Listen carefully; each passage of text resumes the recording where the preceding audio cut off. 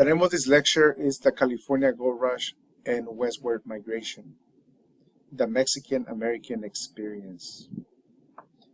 The California Gold Rush happened between 1848 and 1855. However, the California Gold Rush continues after 1855 with less migration, and there's a huge decrease in people looking for gold. This gold rush will continue in places like Montana, Arizona, Colorado, and other places. It's also important to mention that before 1848, gold had been discovered already in California, specifically in 1842 by a Mexican person in North Los Angeles County.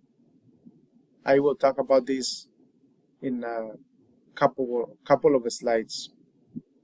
The California Gold Rush is a very interesting time because it is a period of a violent transition, a period in which Native Americans, specifically California natives, and Mexican people who call themselves Californios, are overwhelmed by a large migration of people from the United States into new conquered territory, and also people from many places in the world.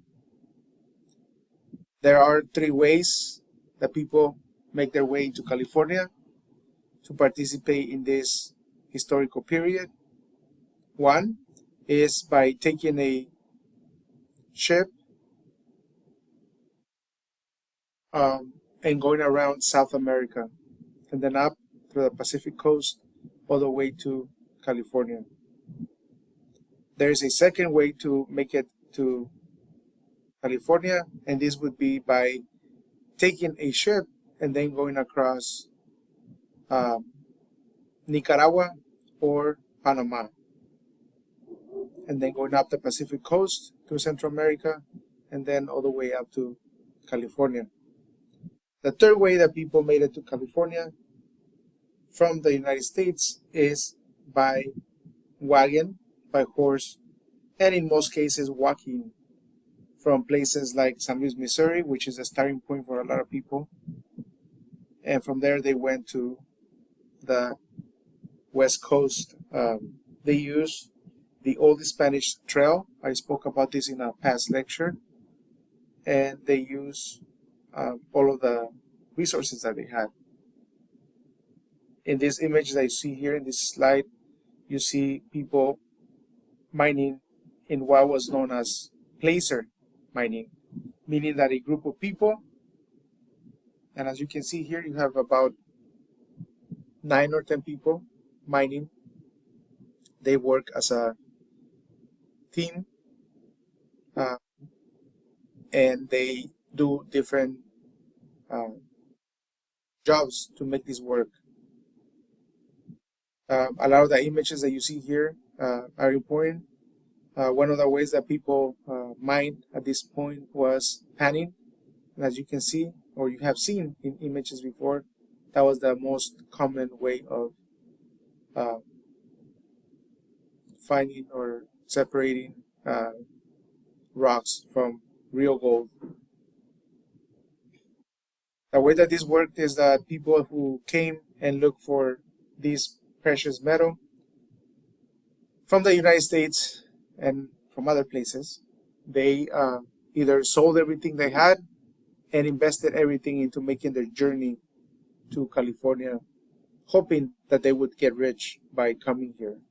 The journey would be long, would be very tiring, would be very costly, and there was no guarantee that people would become rich from mining gold in California. The trip was dangerous, so therefore many of these people brought many weapons with them. weapons that would be used against one another, but also weapons that would be used against the native population that was living in places near waterways, which is in many ways where gold was located, including a place called the American River, which is the official place where gold was found in what we know today as Sutter's Fort in Northern California near Sacramento. People that were looking for gold expected to get rich quick and without much effort, but mining wasn't easy. As you can see in this image, people have their part of their bodies wet because they have to interact with the water, with the creeks, with the rivers. And because this water came from the mountains in the Sierra Nevada, much of this water was actually frozen or really, really cold water. So you can imagine these people with half of their bodies sweating because they're moving around and they're digging, they're active, and the other half of their body, or closer to their feet, freezing. People will get sick from this experience. People will get sick from consuming water that wasn't clean. And a lot of the water was also contaminated because many of these miners were using mercury and other chemicals to separate gold from regular rocks or any other rocks. Many people got also sick or ended up dying because there was competition for spaces that could have had gold. There was also many deaths of people because people oftentimes resolve issues of misunderstandings with weapons, those weapons that they brought. And when you mix those weapons with alcohol, desperation, competition, and so many other things, you have a really ugly combination of things. The California Gold Rush is a period of extreme violence in which California natives end up paying a high price for being in their homelands and encountering tens of thousands of people coming in. For example, in the city of San Francisco, you have a city or a town that has about 600 people, but within a year or less, that population goes to tens of thousands of people. And that happens in many places where gold is happening, gold finding is happening. At the beginning, the gold will be found at the top of the soil. Later on, people will have to dig into caves, mountains, and many other places to find this precious metal. Most people expected to get rich fast, but this didn't happen as often as people would wanted to. Imagine when, if you are of age, going to a casino, having your 20, 40, 60, 80, maybe $100 in your pocket, and before you enter for the night, in your mind you're telling yourself that you are going to make money, you're going to win something, but by the end of the night, you realize that that did not happen, and you are upset. That is sort of the experience for most people in this situation as miners. There's another group of people, and this would be the people that own the saloons, the prostitution homes, all kinds of different places where people bought tools, food, clothes that made things possible. There are many things that came out of this period that were invented in California, and I'm gonna give you 3 examples. Example number 1, Folgers coffee grains were invented in this period. Levi's jeans were invented in this period, and also Wells Fargo Bank, because of the money that was produced during this period.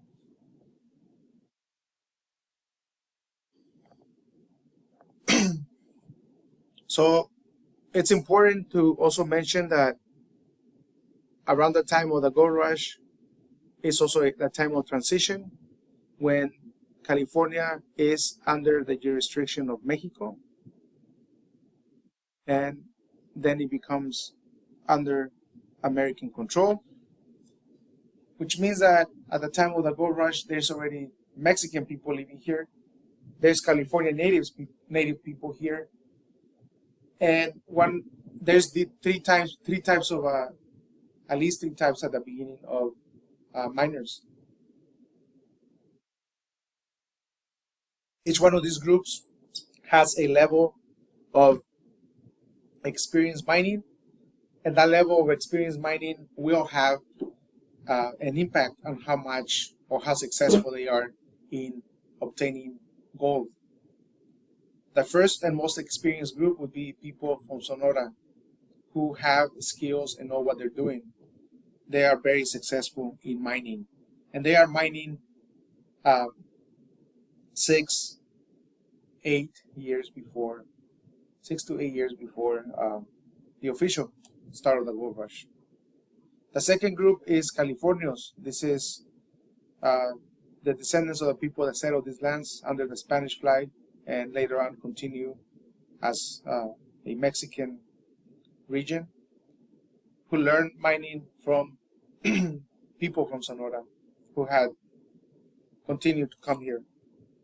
Some of these Californios themselves were originally from Sonora, people who have roots in Sonora.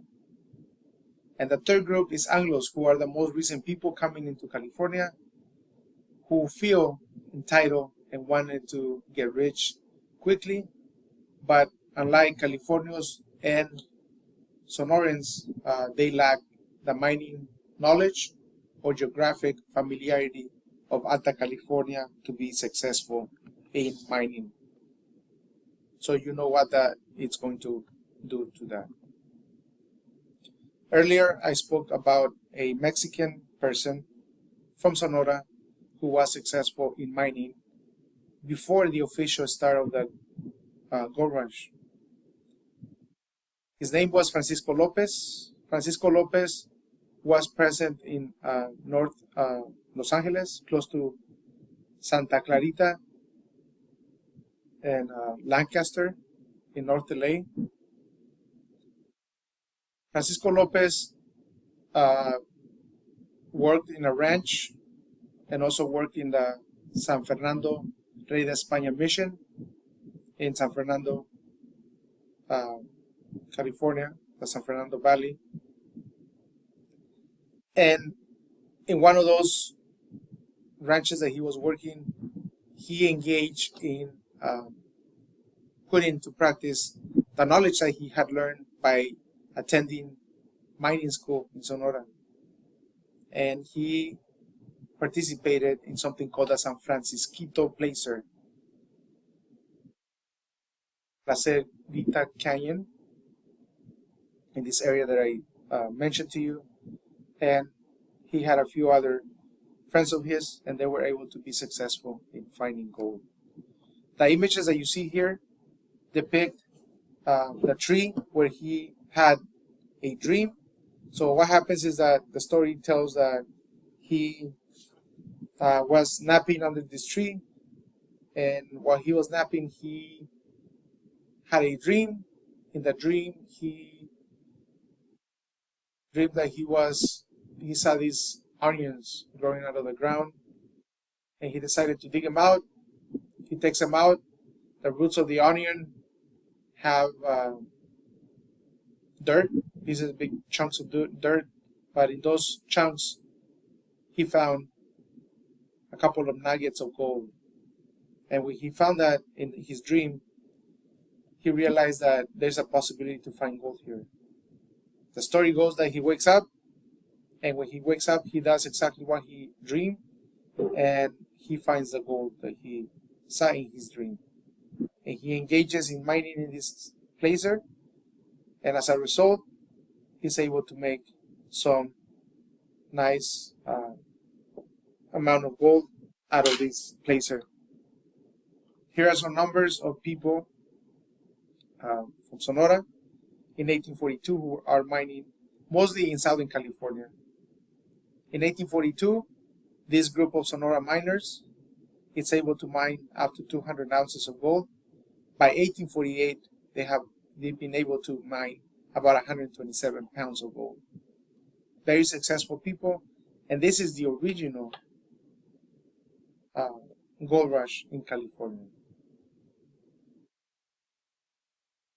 One of the issues that happens in California is that, like most Mexican regions of New Spain, or later on Mexico, you have people that like to govern themselves, that see themselves as a unique people, that relate to their history and the geography of the place that they live in.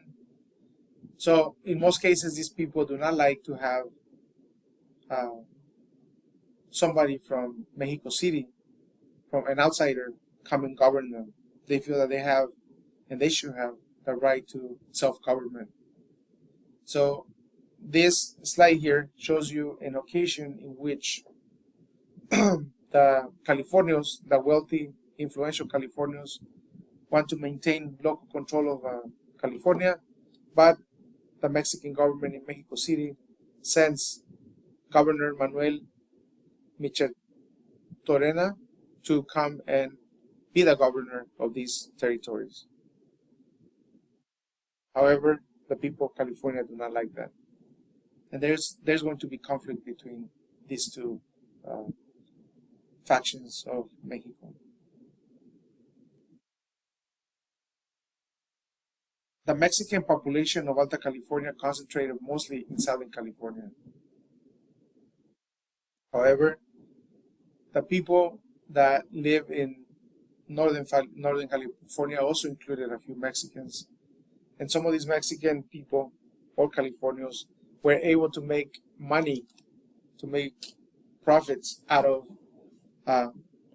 the economy that they practice, which is a ranching economy. That is the main economy of California before the gold rush, and people depend on cattle ranching, having horses, mules, sheep, and all of the kind of animals that you have in a farm.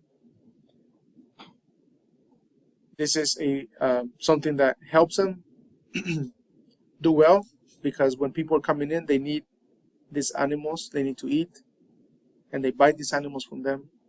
So people are able to make good amounts of money because of this during the gold rush. So it's not all negative. However, eventually, these people, Mexican people, have to pay taxes to the United States government, and that is going to affect their financial status. For a long time, much of this oversight was in Northern California, but eventually that would come to Southern California, and people who are Mexican or Californios that are landowners will have to pay taxes in their land, and that is going to cause some economic hardships on the lives of Mexican and Mexican American people. Now let's keep in mind the official story about the gold rush, which is something that you learn, as I have said before, in elementary school. And the story goes that close to a place called Coloma in the Sacramento Valley, a carpenter who was a trapper in the past, who was a business partner of John Sutter, the owner of Sutter's Fort that you see here in this picture. John Sutter had this place where he had Native people employed, and he also had a series of business with people that came from the outside. John Sutter, just like James Marshall, were trappers, and trappers are people that capture animals like beavers and others, and they take those skins, and with that, they export those skins so that the people in England and other places are able to make hats, shoes, you name it, different types of items that people wear. So the official story, this happens here. And now it's important to mention that these people that today we talk about, including James Marshall, John Windwell, John Sutter, amongst others, they're actually people that came to California, invited by the Mexican government in wealthy Californians, and they applied. They were actually Mexican citizens before the gold rush. So let's keep that in mind. Miners, American or Anglo miners, were mining with old technology, or the technology of the time, but not so efficient as Sonoran miners. They use something called panning, which is these pans that they use to separate gold from non-valuable rocks. So some of these people became jealous of the success that Sonoran miners, California miners, and even Asian miners had with mining, because they had more experience than they did in most cases. So they pressured the California government to charge people who are not Anglo, not white, a fee for them to mine. And this charge was $20 per month, which would be something equivalent to maybe like $800 a month for mining. It is, I guess, if you're finding gold is doable, but it is very high to pay, very high price to pay, and it's also unfair because you are only charging certain people, but not everybody. However, this policy or this law that was passed, called the Foreign Miners Tax of 1850, is something that lasted less than a year, because merchants lost customers, and they ended up lobbying in Sacramento to change this law. Here's a quote from a newspaper in which a merchant explains how miners are different than Mexican, Peruvian, or Chilean miners, because Mexican, Chilean, and Peruvian miners oftentimes spend whatever profits they make with the merchants, and they keep the money here, whereas Anglo miners end up using the money to go back home and to invest the money somewhere else. So eventually the law is is taken off, and people will continue to mine for some time. Another issue that is happening in the early years is the California Land Act of 1851. What happens is that after the Treaty of Guadalupe Hidalgo was signed, the U.S. government gave states or territories the right to set up their own boards of land commissioners, which will establish the legality of land grants that Mexican people had or were able to obtain during the Spanish or the Mexican periods. This process to validate your land grant would be something that was very costly, and it was a long process that took somewhere about 7 years to get done. And if you lived in Southern California, you would have to travel to the capital, which would be Sacramento, and you would have to prove your titles. And even when you won your case and you were able to show that your land grant was unjustly taken over or was not protected,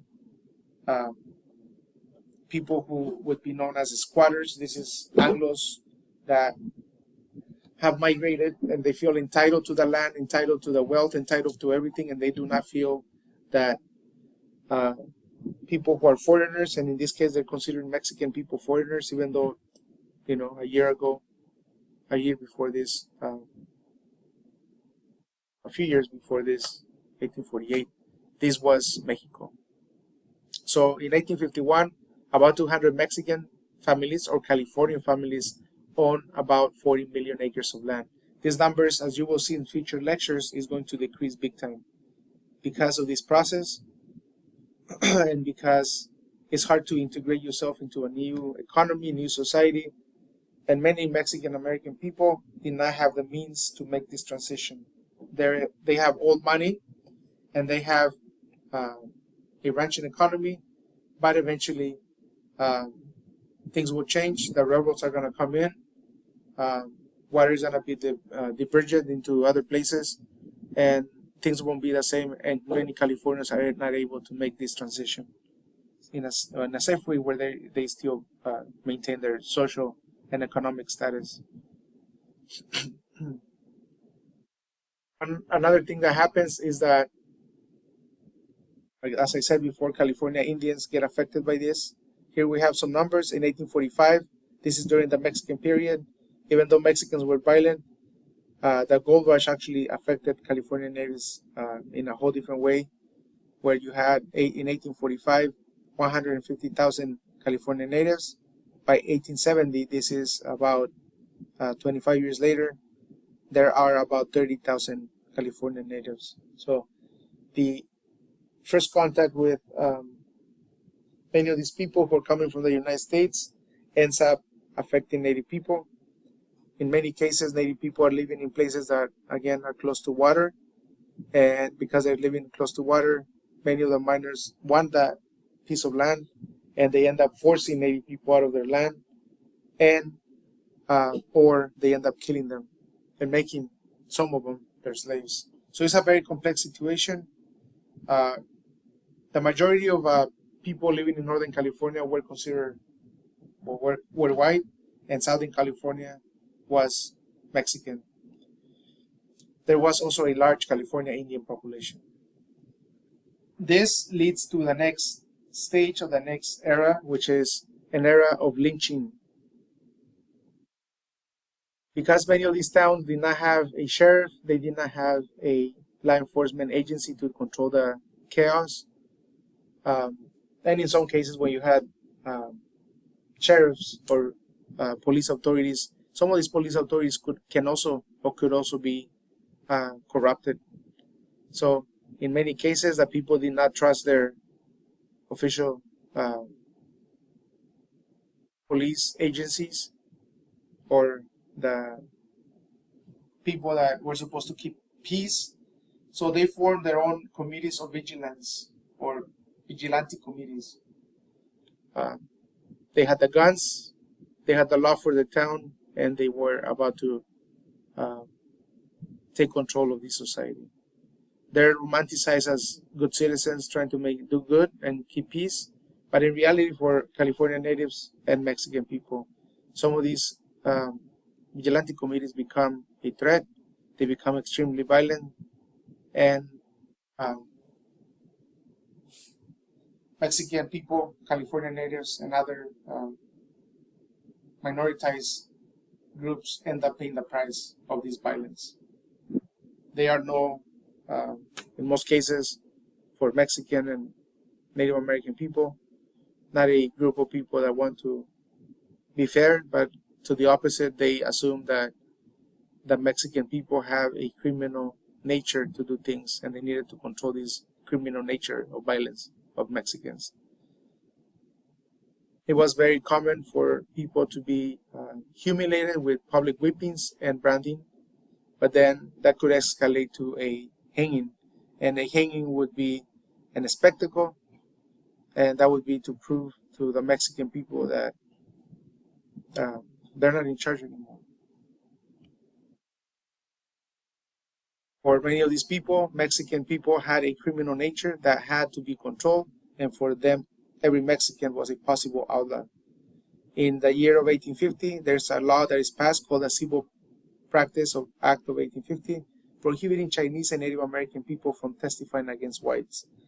Mexican people, the fact that many have a pigmentation that is more closely related to the stereotypical Native person that is supposed to be dark, they are also treated as foreigners as Native Americans, so therefore they're not able to defend themselves in court, and this will be a crazy time for Mexican and Mexican American people.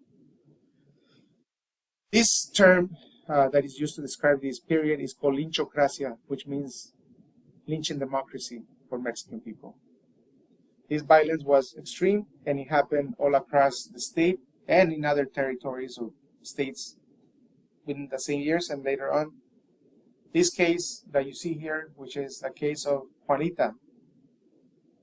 Juanita was a very young woman, 20 years old, who lived in a town called Down Nibil in the Sierra County in Northern California. This situation takes place where a minor is looking for her by the name of Jack Cannon. So Jack Cannon is looking for this woman named Juanita, who also dedicates herself to be a prostitute. And in this town, they're celebrating the 4th of July. So Mr. Cannon is actually drunk, and he goes to Juanita's home looking for her. And he's trying to hire her, and she's not available, she's not willing to work. And in the home, he ends up calling her names and disrespecting her. She ends up defending herself, because not only does he do that, but he also tries to hit her and to molest her. And because of that, she ends up stabbing this gentleman with a knife and killing him to the point that he bleeds in the ground. Because of this, a crowd of people from this town end up going to Juanita's home and dragging her out of the house to be hung because of this situation. Not only did they drag her out of the house, but they also strip her naked, and she was actually pregnant. And she would be taken out of the house and hung in front of everyone. When this happens, there is a big crowd of people waiting outside, and people were ready to enjoy a spectacle, which is something that was very common in California during this year. So on July 5th, 1851, the day after the 4th of July, she would become the first and last woman to be lynched. And these spectacles almost became like carnivals, and people ended up celebrating. There were pictures taken, and these pictures became postal pictures to remember these acts of violence. From 1848 to 1928, 597 Mexicans were lynched in the United States. From 1848 to 1860, 165 Mexicans were lynched in California. So the point of that is that, yes, as African American people were lynched in the South by racist people, so did Mexican people and Mexican American people got lynched also in California and in the Southwest. There is this book called Mob Violence Against Mexicans in the United States, 1848 to 1829, The Forgotten Dead. This book that you see here, it's a really good book that talks about these lynchings of Mexican people in California. There will be other lynchings, but there's also going to be resistance in each one of the territories or states. That concludes the gold rush. There's a lot more to say, but we'll end it here, and the next lecture will go over resistance during the California gold rush.